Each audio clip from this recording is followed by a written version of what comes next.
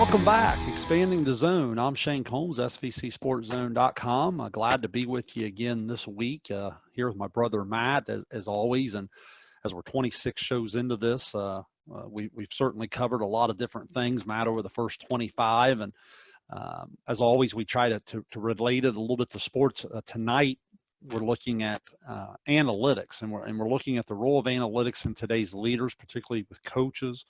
And I guess what brings this on is we've had a lot of talk of stats, and we've had a lot of different things with young coaches on why we quit and stress and all of these things that 2 of our last 3 weeks.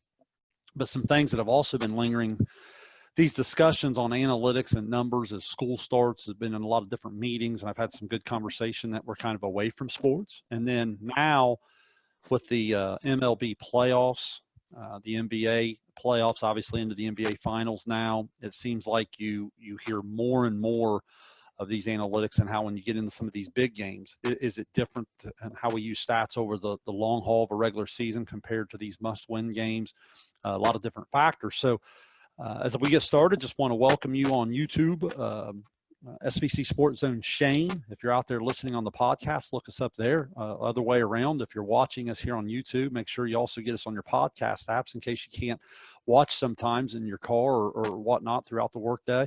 Make sure you can get us there on the podcast app as well. So, Matt, with all that said, I welcome you, and I guess I'll just start kind of with an overall summary question of when you look at analytics. We are kind of right at the perfect age to talk about this because we've had kind of a playing days and almost half of our coaching career pre-analytics in a way.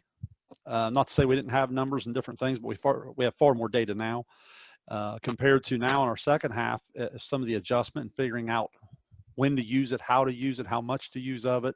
How do you balance that? How do you balance that gut feeling, making those decisions with your eyeballs, with your instincts compared to exactly what the data sheet says? Well, like you said, Shayne, I mean, we live in a day and age where we get numbers on everything. I mean, like you said, when we were playing back in the day or first started coaching, there was limited data available at the high school level, especially. I mean, whatever you got was basically what you did off watching film, pencil and paper, literally jotting down notes, trying to figure out some of the basic stuff. Whereas now, if you want to spend the money, you don't even have to do your own stats. I mean, you send it away to Huddle, they'll send it back in 24 hours with all your information. And I mean, every stat imaginable, man, it seems like that they give you.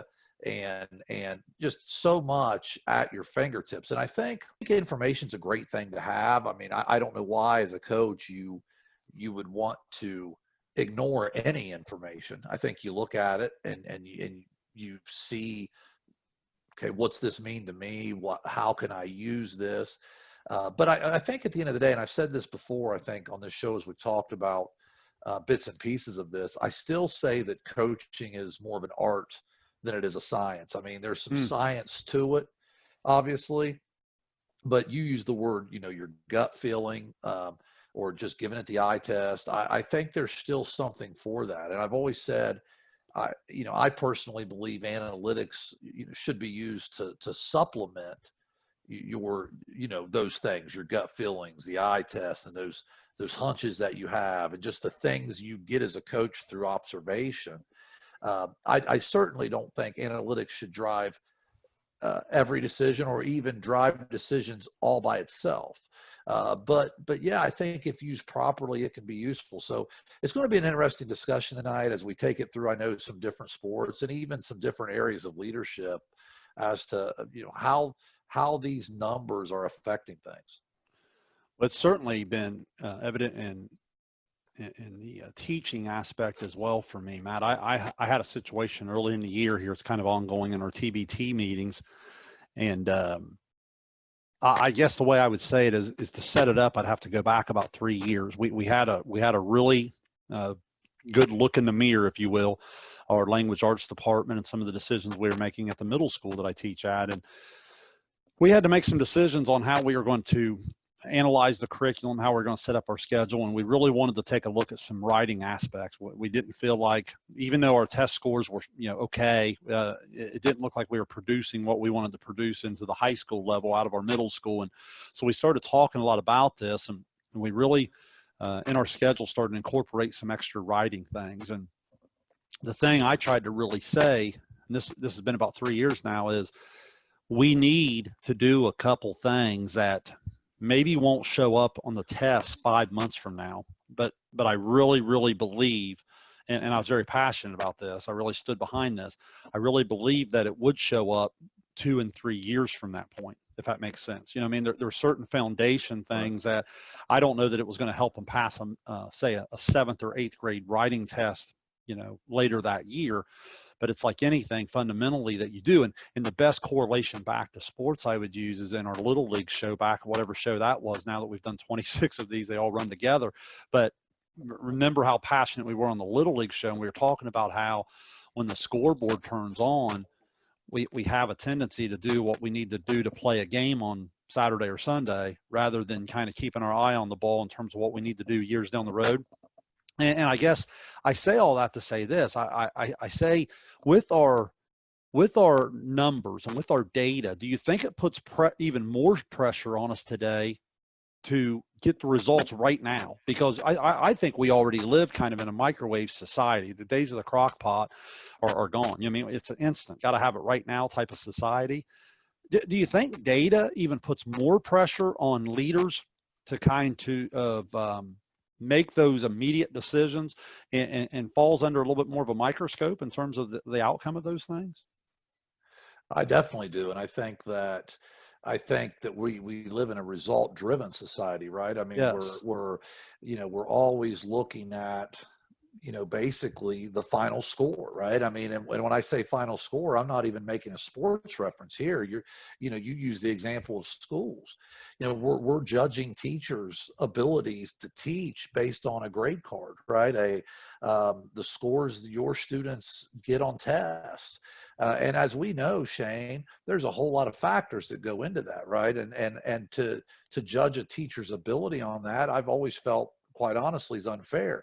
But the other thing, beyond being unfair, being driven by these numbers is causing the process now to change. Whereas instead of teachers being able to develop those relationships with their students, and we've talked about how important in leadership those relationships are, and teachers don't have the time to be able to do some of those things that our teachers did for us, 30 years ago or whatever, to be able to say, hey, how's your day going?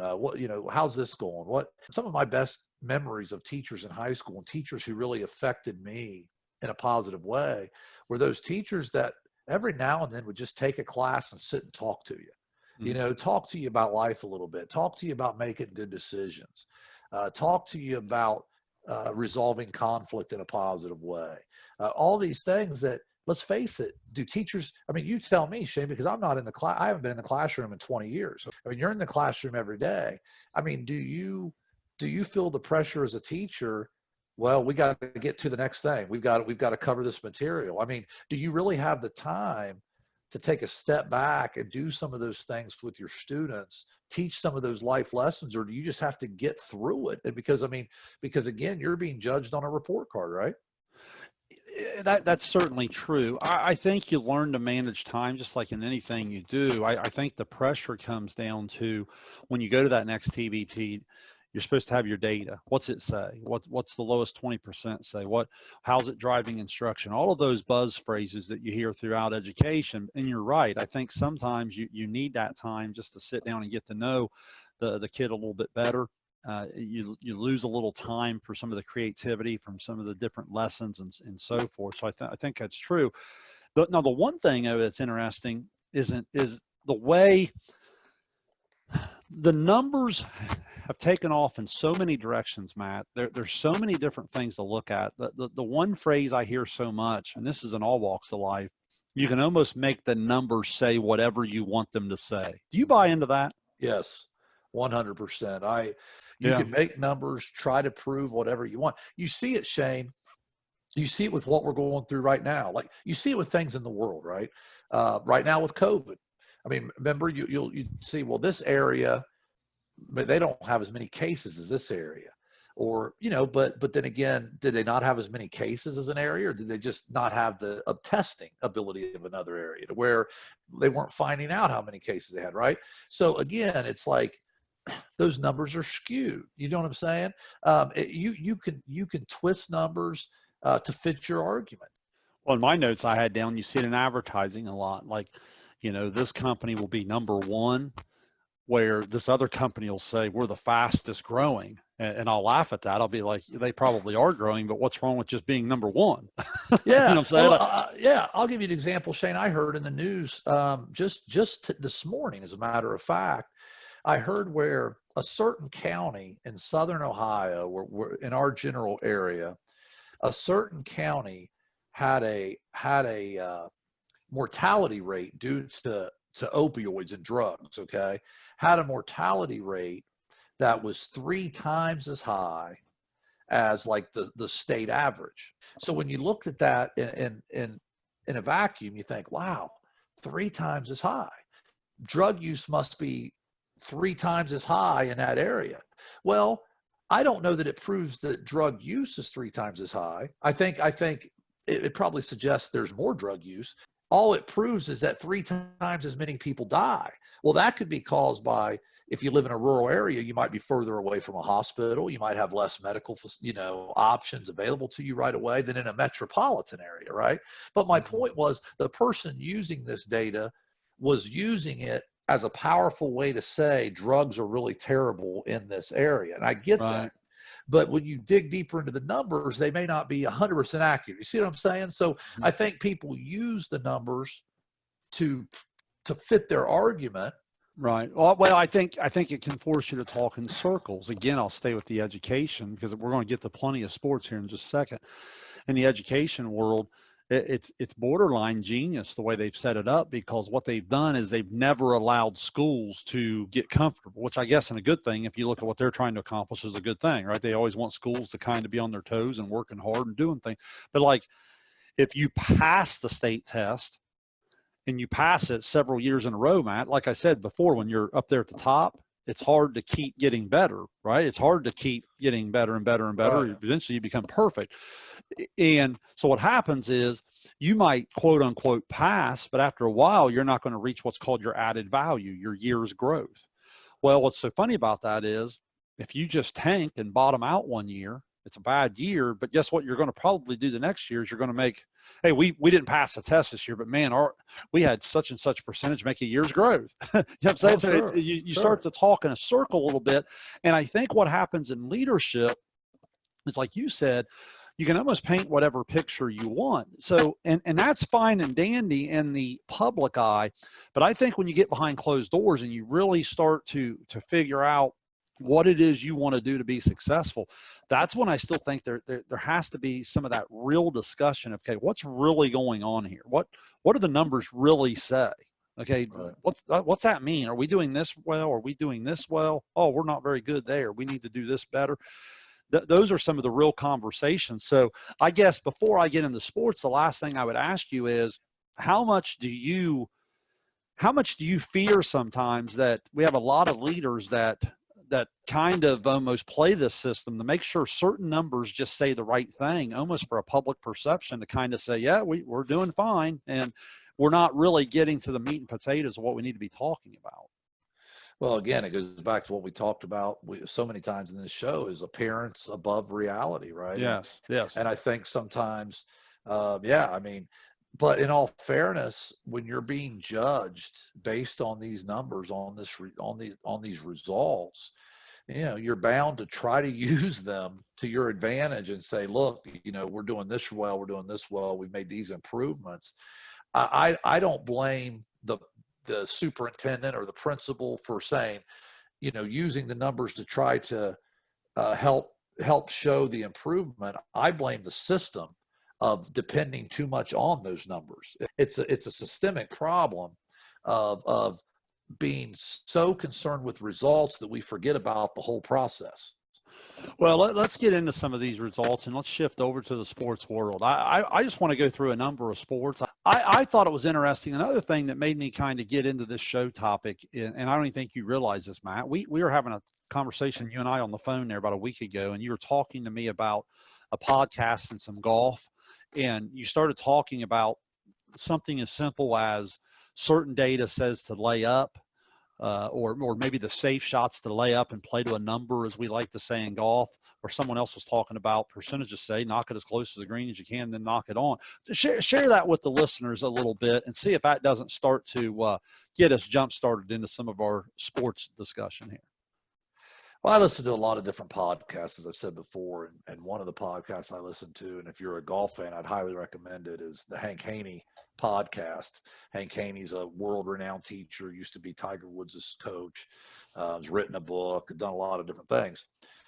But basically, they were talking about what he calls bomb and gouge, which means hit the ball as far as you can, and then if you have to gouge it out of the rough, do so. And this was all spurred on by the recent U.S. Open victory by Bryson DeChambeau, who is one of the longest hitters on tour. Mm-hmm. And it used to be, in a U.S. Open type of event, accuracy was premium, right? You had to keep the ball in the fairway. And now, a couple of the guys that finished, besides him even, a couple other players that finished toward the top of the leaderboard are considered some of the longest hitters on tour. And not necessarily the most accurate players. Well, he started talking about how numbers have driven people's approach a little bit, because like, consider this on the PGA Tour. All right, I'll just throw some numbers at you. And if anyone's listening to this show and numbers isn't your thing, you may quit about halfway through this and never listen to this podcast again. I don't know. But if you like numbers, you probably like this show a little bit.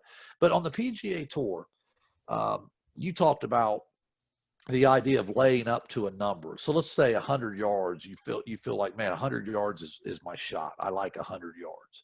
So I'm going to lay up on a par 5, let's say, to 100 yards. Well, on the PGA Tour, the best players in the world, from 100 yards, 18 feet is the average distance from the hole. They knock it to 18 feet on average from 100 yards. From 30 yards, they knock it to 11 feet. Well, what's that do?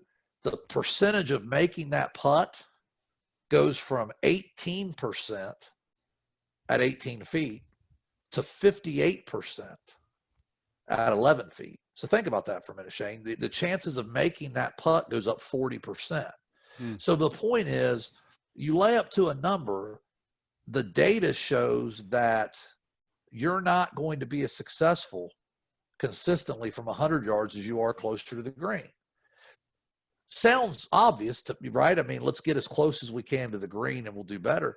But at that level, because of the precision of those players, some players used to believe that the thought was, well, let me get to my best club. Let me put it at a place where I feel the most confident. And the data, when you look at these numbers, seems to suggest otherwise. Hank Haney on his podcast even said, look at it this way. Would you rather play the ladies' tees or the tips? Well, you'd rather play the ladies' tees. Why? You're closer to the hole. You're going to knock the ball closer to the hole.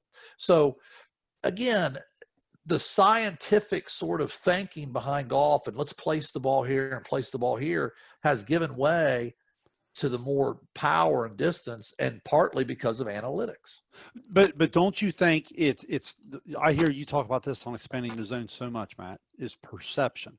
Don't Right. you think the view of discipline or undiscipline plays such a role on how people think they're going to be critiqued? Because it's like in basketball, the book says that if I'm up 5 with a minute and a half to go, I should go, and run my offense and grind it out or whatever. But if you're a coach over on the side and you know your team, if we hold this ball for 10 more seconds, we're about ready to turn it over. I just assume if my best shooter comes open, let's go and stick a dagger in. That's another school of thought.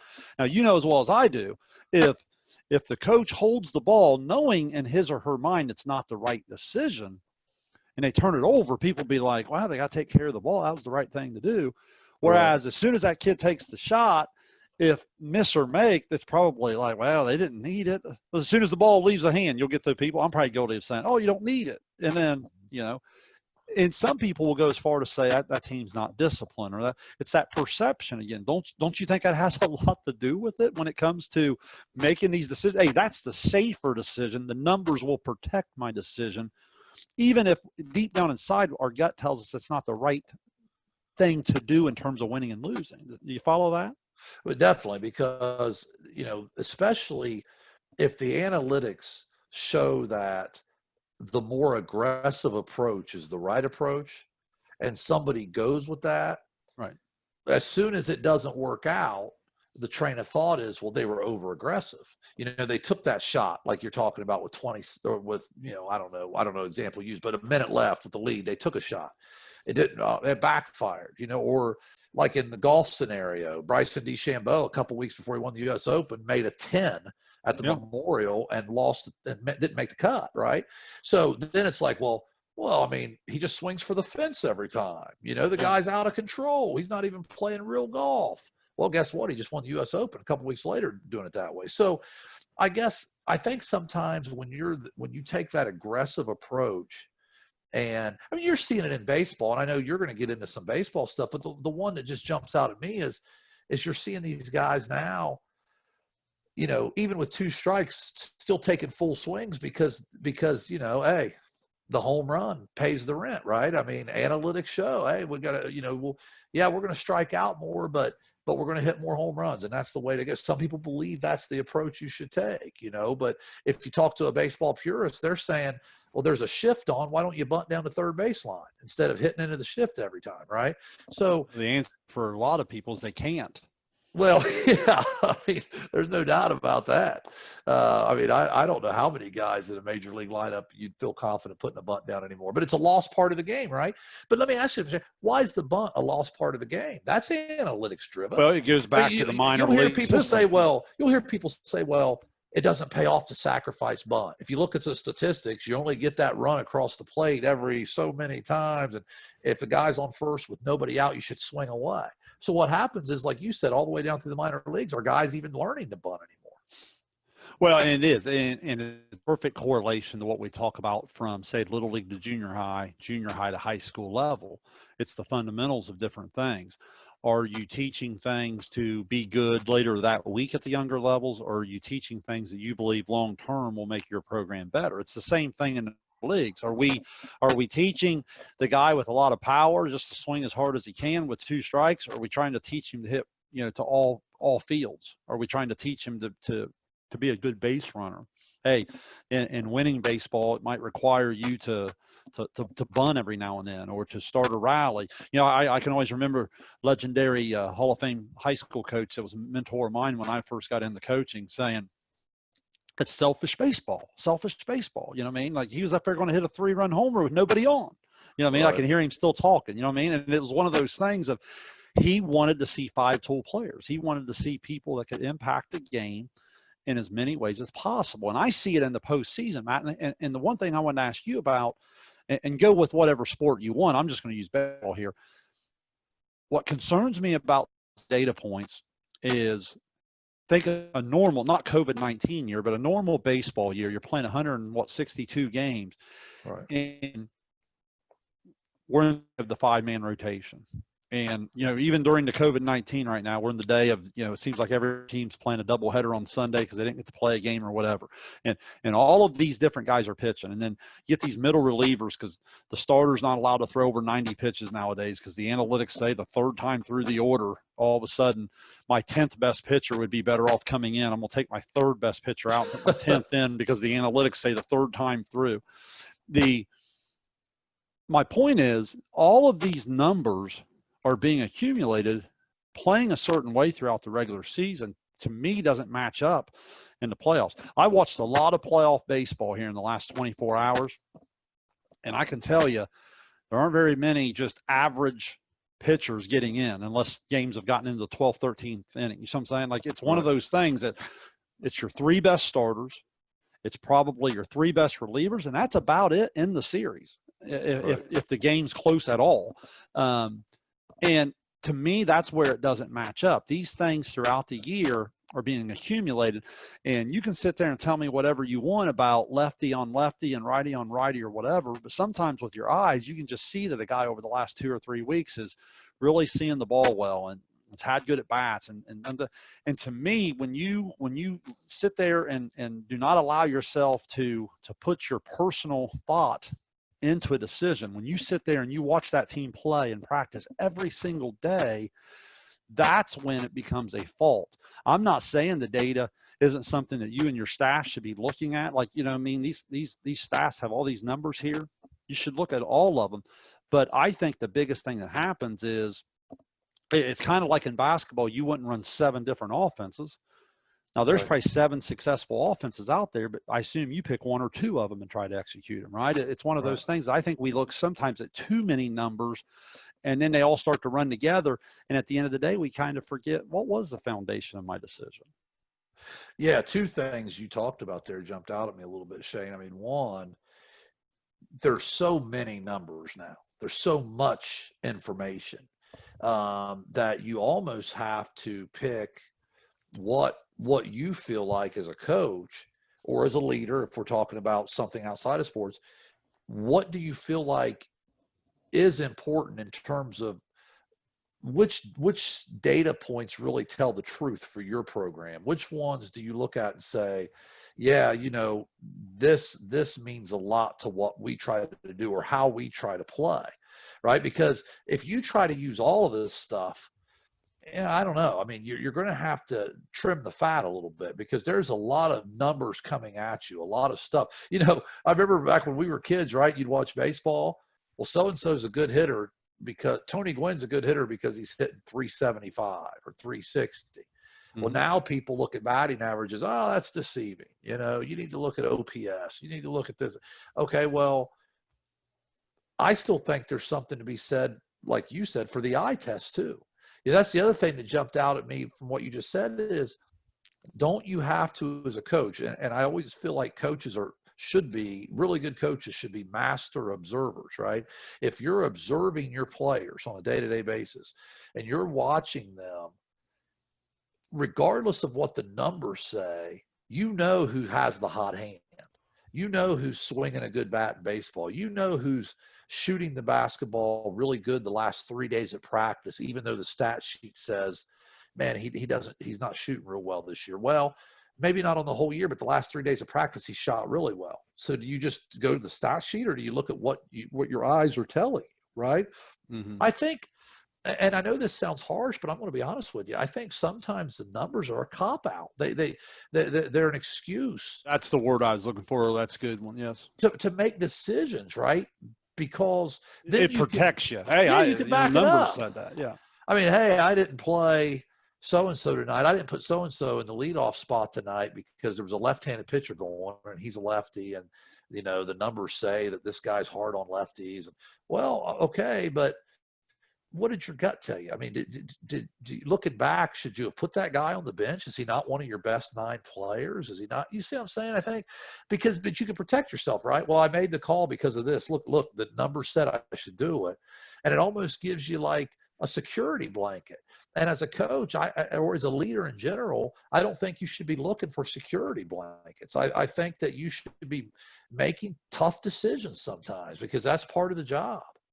Matt, do you ever in basketball have a situation where there's a technical and you have to send someone to the line and you have that kid at some point in the year that's shooting like 87%, but there's 2,000 people, the pep section's going nuts. He's going to be all by himself down there. And in your mind that, hey, this other kid only shoots 73%, but I think he can handle the moment more. I want to go there. Do you find yourself going off the numbers or do you find yourself going off the gut? Is that even a good example of kind of what we're talking about? That actually is a really good example because I think that, so many times in my career, in those situations, I've made that choice based on something other than the stat sheet. Sometimes it's what you're saying. Sometimes it's, hey, this kid's really feeling it tonight.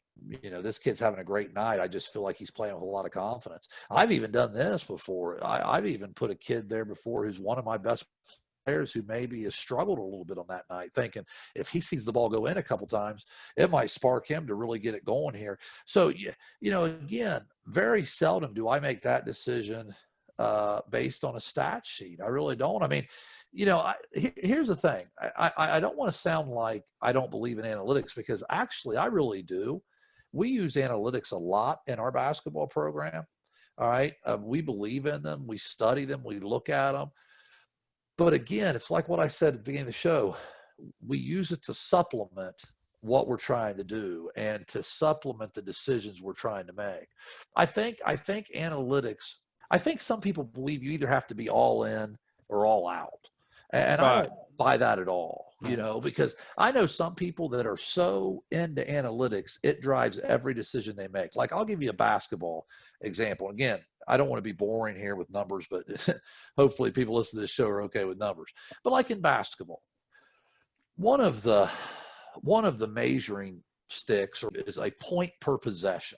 Okay. So in basketball, you ideally you want to score a point per possession. Right. So, let's say there's 65, 70 possessions in a high school basketball game. Well, then you want to be at 65, 70 points. And like for us, the data shows if we reach a point per possession, I mean, we have won at well over 90% clip if we reach a point per possession. It's almost a guaranteed victory if we score a point per possession over the course of an entire game. So then what basketball analytics does is they take certain shots, Shane, and they say, okay, which shots are most efficient in order to achieve that point per possession? So, to try to give you the Cliff Notes version of this, a free throw is considered the most efficient shot because theoretically, if let's say you shoot over 50%, I mean, let's say you shoot 55%, which is still a crappy percentage from the free throw line, you're scoring more than a point per possession, assuming that you're shooting 2 free throws, right? Mm-hmm. I mean, 50% gives you 1 of 2. That's a point for the possession. So if you shoot 75% from that, it's 1.5 per possession. So the free throw, right, is a great shot. A 3-point shot, you only have to make 33% of your threes to get a point per possession. 1 out of every 3 shots gives you that point per possession. So what's happened is shots like the mid-range shot, that 15-foot area, that 12 to 15-foot area, that shot has, from an analytics standpoint, been deemed an inefficient shot, not a good shot. I've always argued there's a couple reasons for this. One, the shot, the mid-range, a lot of coaches will tell their kids, don't even take the mid-range shot. We do not allow a mid-range shot. You're either getting all the way to the rim to where you can shoot a layup or get fouled and get that efficient free throw we talked about situation, or we're going to shoot threes where you only have to make 1 out of every 3 to score a point per possession. Stay away from the mid-range shot. My problem is I feel like the mid-range shot has gotten a little bit of a bad rap because kids take bad mid-range shots. You get a lot of players who aren't the right people taking those shots because a mid-range shot is not for everybody. If you're a 5'8", slow, fat kid that can't jump, you're probably shouldn't be shooting a 15-foot pull-up jump shot, okay? If you're a 6'3" athlete with a really good release and elevation on your jump shot, I think you may be an excellent player from that 12 to 15-foot mark. And again, if you shoot 50% from that range, that's the point per possession, right? So again, do I think certain players can shoot 15% in that mid-range? 50% in that mid-range? You bet I do. There's no question I think they can. If the right player's taking the right shot. Now, if that player goes in there shooting one-handed runners and floaters and all this craziness, well then no, that's where, and if you watch basketball, how many of those shots do you see? You see kids go into the lane, college level, high school, and just throw up junk. Okay, from 12 to 15 feet. Well, then the percentages go way down. You look at the numbers.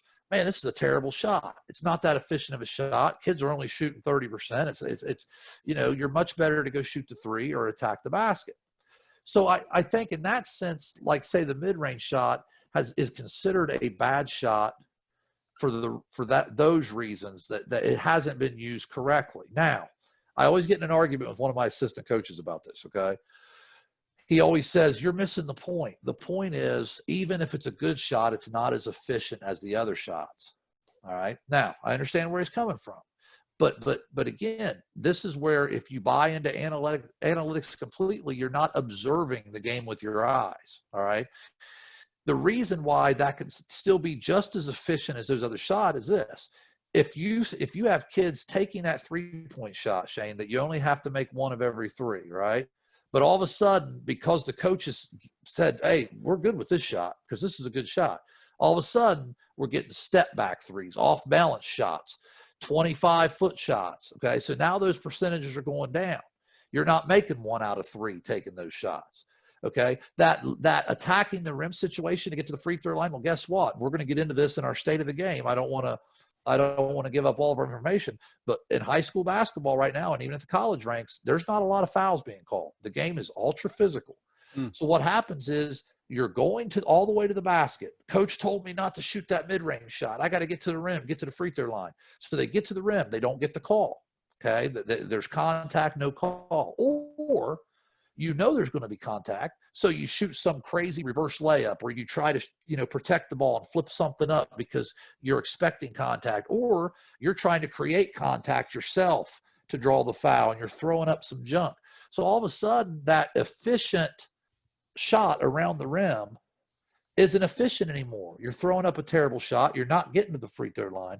Whereas if you would have just stopped and shot a wide open 12-foot jump shot, you would have avoided the contact, right? You would have shot a squared up, good, solid shot from 12 feet. You'd have made 50% of those shots, and you're getting a point per possession. Now, I know I just kind of ranted there, okay, and rambled, but do you understand?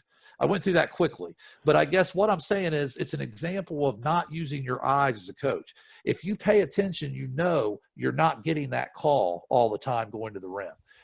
Kids aren't going to the rim on balance in a finishing mindset. That kids aren't always taking good threes. They're forcing it. They're shooting too deep. Quit looking just at the stat sheet or the data sheet and start looking with your eyes. Well, I was jotting down just a couple of things right here as you're going, and I couldn't help but go back to something, because we are going to give some positives of data and some different things here in just a second. And in transitioning to that, if I'm following you, it goes back to the discussion of you can't have 75 different data points you're looking at. You've got to study the data, and then you've got to figure out with what I'm trying to do, here are the different things that are going to really tell me if I'm being efficient or not. And it's got to correlate into your individual workouts. It's got to correlate into your X's and O's. It's got to correlate into your individual I don't know how you do it. I know for me, individual meetings with kids, like, hey, here's your role. Here are some of the things I'd like to see you do. Here's some of the things I don't think you're ready to do in the 5-on-5 setting yet at the varsity level. All of those different things have to go, because I think sometimes where we're guilty is we take all of these different things and it sends mixed signals, and then we don't really match it up with what we're teaching, and it leads to confusion, and it leads to a lot of things, like you said, kids not really understanding what shot is it that I want to try to get. And then, obviously that would influence the individual workout. Am I following what you were saying? Does that sound right to you in terms of using the numbers to guide? In teaching, we say, what's the data show? How does it drive instruction? Well, from a coaching standpoint, what is it, the data that I want to see? And then how do I correlate that into my individual workout, into my X's and O's, and into my individual roles in terms of understanding, what kids need to be trying to do? Yeah, I mean, I said it a few minutes ago, sort of like trimming the fat. What I meant when I said that is this: you've got this stat sheet or this data analysis that has 25 different things on here, right? Well, now which ones do I believe fit what we're trying to do as a team? And then, like you said, how then can you take that information to your players and use it? So, in other words, like say you're a team that believes in causing a lot of turnovers. All right. You're going to really create turnovers. Well, then you're going to use that data, okay, to talk to your kids about, this is why we're having an aggressive approach. This is why we're going to press. This is why we're going to trap. This is why, we're going to have a lot of ball pressure so that we can cause turnovers. Or if you're a team that says, hey, we're going to keep people from getting to the basket. We're going to contest every shot and try to hold teams to a poor shooting percentage. We know we're not going to turn you over much, but we're going to, Right. two totally different approaches, neither one right or wrong. I mean, you see it at the college level. Virginia wins by not causing turnovers, but you just can't score. And then other teams, North Carolina wins by turning you over and out rebounding you and running up and down the floor to break. But don't you think if pace. some teams get caught in the middle, that's some of your worst defensive teams? They don't have an identity. It is. And I think that's why you use it, but that's what can happen. It's the jack of all trades, master of none thing. If you try to take all these analytics and incorporate every single thing on that sheet, you're going to get caught in that middle that you're talking about. You're not going to be very good at anything because you're not taking detailed, precise information and getting your kids' minds focused on one or two things. I mean, I think basketball example, I think you focus on one or two things on each side of the court, the offensive and the defensive end of the court. I think it's probably like that in a lot of sports. I mean, you coach baseball. It's probably hard to focus on every single aspect of the game at the high school level. Let's face it, you have limited practices. Once you get into your season, you're sort of going. So you probably pick one or two things that you rally around. Either, hey, we're going to run the bases. We're going to go first to third. We're going to steal bases. We're going to small ball you. Or, hey, we're going to be the best defensive team there is. And, whatever your strengths are, don't you use those numbers to sort of show your kids, hey, we did this tonight or we didn't do this tonight? Well, you do, a good baseball program alone, a good college baseball program. They'll speak a lot on the big inning. Okay, so they use their analytics in terms of they're trying to score multiple runs in an inning. So they're not going to use the steal a lot. You're not going to see them bunt a lot. Other teams want to put pressure on. Their goal is to score one per inning. You know what I mean? They're going to get a guy on, they're going to get him over, they're going to get him in. So again, those are the skills that dictate.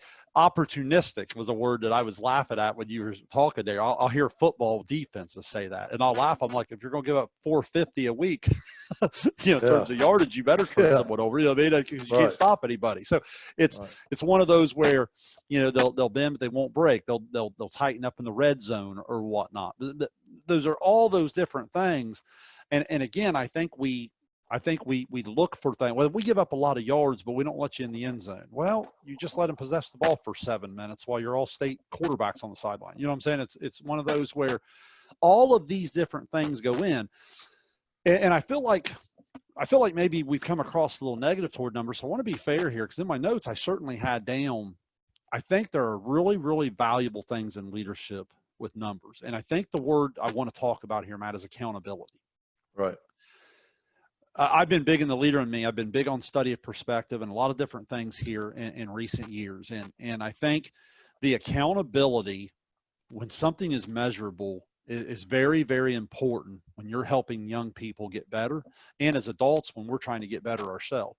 If I tell you, hey, I'd like to lose some weight. Right. What's that even mean? You know what I mean? Okay, I want to lose 5 pounds.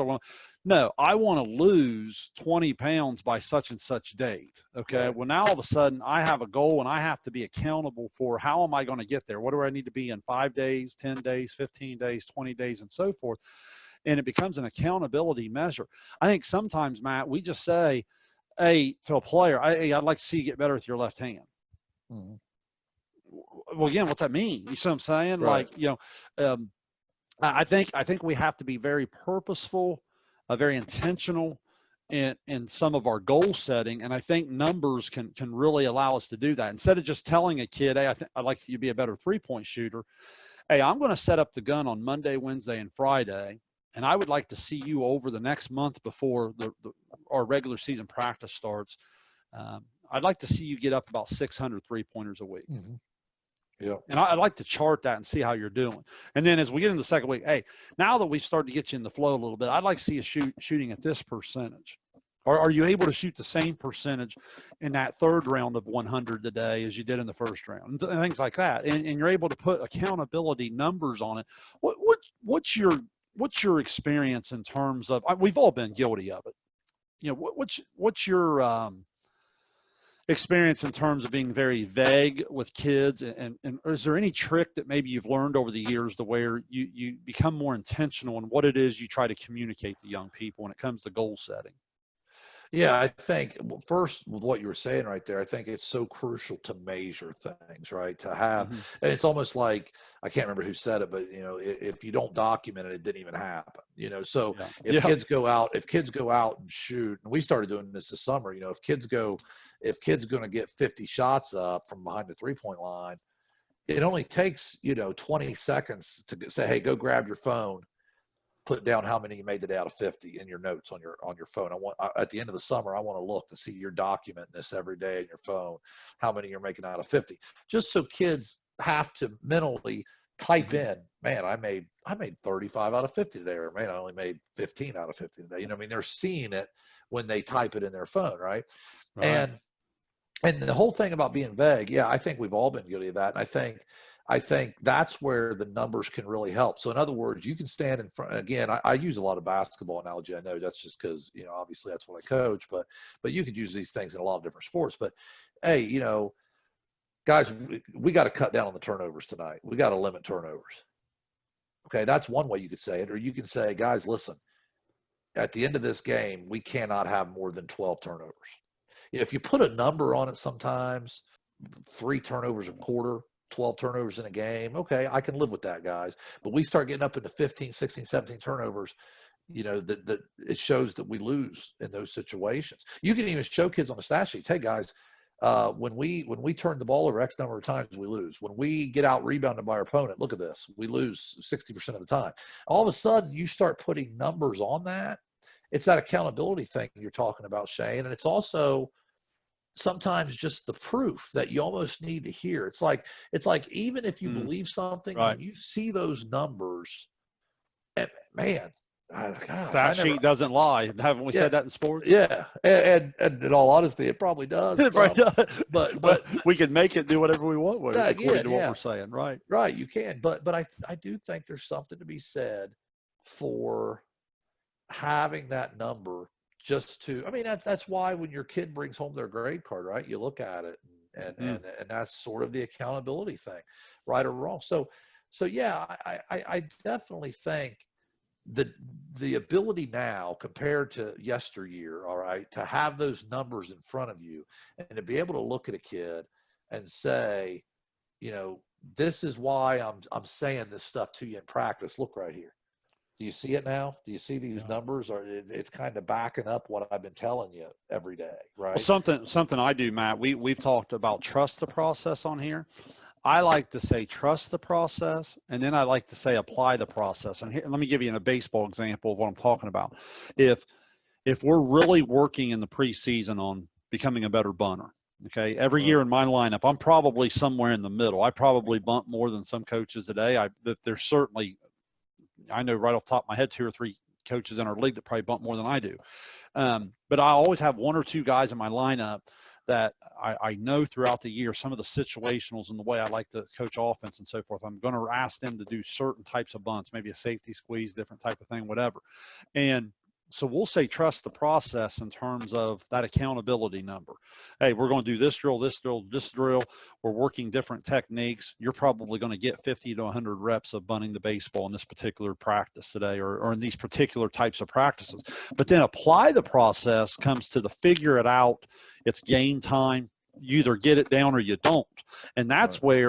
that's where we're in a live situation and we've got varsity pitchers on the mound, and I might just randomly call you right out of the drill and say, you're in the box, you know, tie game, 7th inning, lead off double. We got to get him to third. You getting it back. And then we chart that. Okay, we're giving you 3 at bats. How many times did you get it down? You see what I'm saying? So it's one Right. of those where, and then all of a sudden what happens is, what happens, that young player, especially tomorrow when we're back in the trust the process drills, all of a sudden now it has his attention. You know what I'm saying? Like the Yeah. technique and the different thing. And that's how we kind of go. But again, I think it's that accountability, because I think at some point you can't just get in the box. Like I've had kids over the years that always try to cheat the cuts. I call it. I mean, they'll get in the box. Oh, give me one more. And after a while, no, Yeah. that's not the way the game of baseball works. You know what I mean? Yeah. When you're in the box, you you get that 1-0 fastball down the middle, that might be the only good pitch you see. You either square it up or you don't. You know what I mean? Yeah. So it's you trust the process over here in your cage work, but then you apply the process. It's go time. Figure it out here. Does that make sense? And Yeah. do you think Yeah. how data applies to game situation? And when I heard you talking right there too, it kind of reminded me, it's also another positive of analytics, or positive of having these numbers in front of you, is it allows you to reward players for the quote unquote little things Yes. that we stress, that maybe in years past didn't show up on a stat sheet, right? I mean, you even hear people say, well, what he does doesn't show up on a stat sheet. Well, it probably does now if you pay attention, because we have every stat known to man. All right. Right. So like, for instance, this guy here is a great defender. Man, he gets his hands on a lot of passes. He causes problem. He disrupts. Well, if you keep deflections, which a lot of programs keep in basketball Right. now, they keep deflections, meaning that you didn't get the steal, but you touched it. Well, now you can reward that kid. You can say in front of the whole team, hey, Johnny over there leads us in deflections. He averages this many deflections a game. That's a stat you never would have had back when we played. You know, it's like Right. so-and-so's averaging this many points, so-and-so's averaging this many rebounds. I even remember when it was hard to keep assists, right? I mean, it's like, oh, I don't know, man. I mean, how many assists did he have now? Let me go back. Well, now that's, now we're all the way into keeping deflections, and we're keeping plus minus. I mean, at the high school level now, we have plus minus. We can go off of our huddle film and know what combination on the floor gives us the best, on that particular night. Again, so I think you said, we came across as like kind of being anti-analytics, and that's not it at all. As a matter of fact, if you ask me right now, would you rather lose all this or have all this? I'd rather have it all. No doubt. Right. I would, no question. I'm just saying we got to be careful how we use it. Well, let's talk about how you use it in terms of, I think we even touched on this last week when we talked stats with coaches. Don't you think it's okay to overload as coaches and then figure out what we want to use, but we have to be careful not to overload kids. If I played like on SVC Sports Talk, another podcast show I do there for svcsportszone.com, a lot of times we'll play fair, unfair. Right. If I told you that data can sometimes start to distract from winning or losing, do you think that's fair, unfair? Because I heard you say several times in the last 3 weeks, if the way you determine if it's important or not is does it impact winning and losing? I might be paraphrasing there, but you basically have said that. So how would you answer that fair, unfair when I say that data can sometimes cross a line and distract from winning and losing? Yeah, I think there's probably some truth to that. I think it's been that way for a long time, though, because I think some of the data that probably, causes that selfishness to jump out a little bit are probably those numbers we've had for a long time, like the scoring. Right. It's just now that we have scoreboards on the wall that show everybody how many points everybody. I know you love that. I know. Oh yeah, it's one of my favorite things. I mean, I love things that promote individuality instead of team play. I mean, that's what we're all looking for. But no, I mean, I think I don't know that like these advanced analytics really get in the way of that, because I think in all honesty, if used correct, I think they get in the way of coaches sometimes. Okay. We've talked about that tonight. Coaches, I think sometimes overuse them and allow them to shape every single decision. But in terms of the players, and maybe correct me if I'm wrong, Shane, I might be missing something, but in terms of the players, I don't know that it adds any sort of, because I mean, if anything, like I said, it allows you to reward the little things that a player does, whether it's deflections, taking charges, or in baseball, maybe some of those quality at bats that wouldn't have shown up in the average years ago, whatever. I think the extended stat sheet, Matt, does just the opposite. I mean, sure, since the beginning of time, you might have certain kids that be like, hey, I want to make sure I get my average tonight in terms of points. And that's probably not good. But like, why is it a bad thing for that defender to say, hey, I want to make sure I get my 8 deflections tonight. Yeah. Or hey, I'd like to get 10 rebounds tonight. Well, your coach probably likes to see you get 10 as well. You know what I'm saying? Yeah, that's what I mean. I think in those situations for those type of role players, and I think it helps more than hurts. Well, let's put you on the spot here a little bit, because I certainly think it's interesting how you're talking about, things that impact winning and losing. In business, we might say the bottom line, and let's face it, in business, the bottom line's probably money. Mm-hmm. In business, the bottom line is probably the bottom dollar type of total or whatnot. Is it okay to say in sports that the W and the L is the bottom line, or does it have to go deeper than that? Can the sports have to separate itself in terms of results from the business world, so to speak? Yeah, I suppose that depends a little bit on the level you're at. I mean, certainly at the professional level, it's a wins and losses game. I mean, I think it's even okay to say, in terms of just the competitive aspect of it, the Right. bottom line is winning and losing. I don't think that doesn't mean, as a coach at the high school level, that you think winning is the most important thing ever. I mean, I think most coaches would agree that, hey, we're trying to to shape some kids' lives. We're trying to be an extension of that classroom. We're trying to give the kid as positive an experience as he can have or she can have moving forward in life, right? Right. But if you're just looking at the competitive part of it, then yeah, winning and losing is the bottom line. And I mean, that's what you're competing and you're trying to win. So I think that when you're using analytics, let's face it, you're not using analytics to create a better citizen. All right, you're using analytics to try to win. You are. Right. I mean, Right. you're gonna use your relationships and your Mhm. words and your guidance to hopefully create a better citizen, a better person as they go out into the world. You're not using analytics to do that. The analytics are there to help you win. Well, and it is, and I think a lot of times people are saying the same thing, and if they don't understand it, they probably just don't understand sports.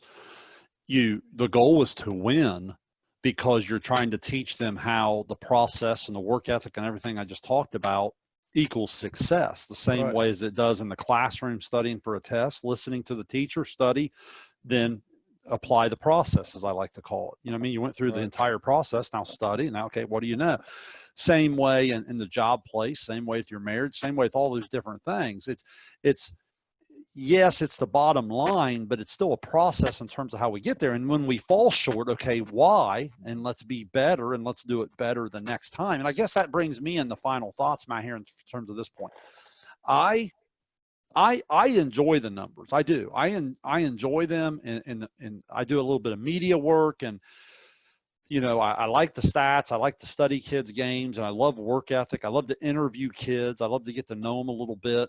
I interviewed a kid the other night, a volleyball player, and it's a particular kid in our area that in basketball, she's just a crazy rebounder. And in volleyball, she defends the net like you wouldn't believe. She never takes a play off. And I asked her about that. And the first thing that came out of her mouth, it almost gave me chills as a coach myself. She said, I just love to compete. You know Yeah. what I'm saying? It's one Yeah. of those things of where no matter how much data you have, and no matter how much is available to you, you want to use it. But man, don't lose sight of those relationships and getting to know personalities and how to push certain buttons and how to put kids in a position to be successful and so forth. Because if you don't have that balance, I think you almost become that robot where yeah, you might make some good decisions based on some numbers, but man, you're going to lose the ability to win a huddle, to win a Mhm. locker room over the course of gosh, and nowadays, Matt, it's almost 10 months, right? In terms Right. of you only get a couple months off, minus the COVID-19, in terms of your basketball guys. You run out of things to say if you don't have genuine relationships and you can't talk to them away from basketball and about different things. So that would be my number one final thought of summarizing it is search out the data, study it. What is legitimate to you? What doesn't really fit you? But make sure you're combining it and don't lose sight of genuine relationships and getting to know the kids that you're working with. Yeah, I mean, that's well said, Shane. I think that, again, I'm like you. I actually love the analytical part of the game too, or whatever sport that it is. I enjoy the numbers. I enjoy looking at them. I enjoy debating with my friends, who the best second baseman of all time is. Well, look at these numbers. Look at these numbers. It Right. makes it fun. It makes it fun to dig into that stuff. It makes it fun to use it as debate. And I think too, as a coach, it's useful. And we've talked about tonight how many different ways it can be useful. I just go back to what I said at the beginning of the show. It's still an art first and a science second, the leadership and coaching. regardless if it's a sport, business, whatever. It's more of an art than a science, and I think that as long as you use the analytics to supplement your decisions, Right. not to totally shape them or make them for you, then I think it can be a really positive thing. Again, I just think that, you know, don't let it get to a point where every decision you make is based off a sheet of paper. There still has to be, what have we said in this show since day one? The relationships are the most important thing.